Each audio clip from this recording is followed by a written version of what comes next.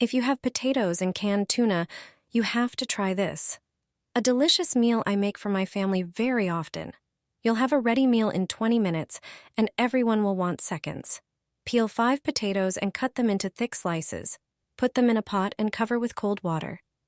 Boil for about 15 minutes. Check with a fork. Once they are soft, they're ready. While the potatoes are cooking, prepare the filling with tuna, onion, carrot, and chives. Open the can and place the tuna in a bowl, mashing it into smaller pieces with a fork.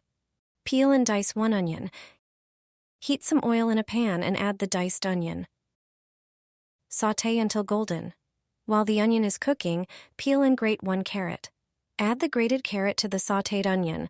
Let them simmer together until soft. Set aside to cool, then transfer to a bowl. Chop 1 bunch of chives and add it to the bowl with the carrot and onion. Now, add the mashed tuna. Season with salt and pepper to taste and mix everything thoroughly.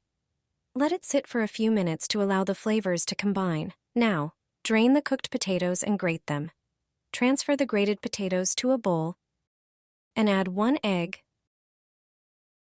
a pinch of salt, and 100 grams of grated cheese. Mix well.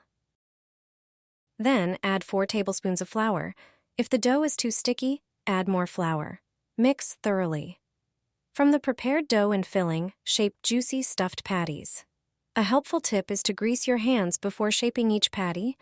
Flatten a portion of the dough into a circle, add a spoonful of filling, and form it into a patty. Repeat until you have around 10 patties.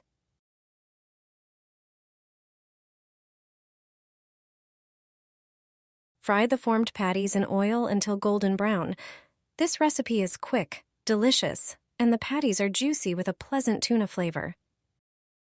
You'll be making this tasty meal often,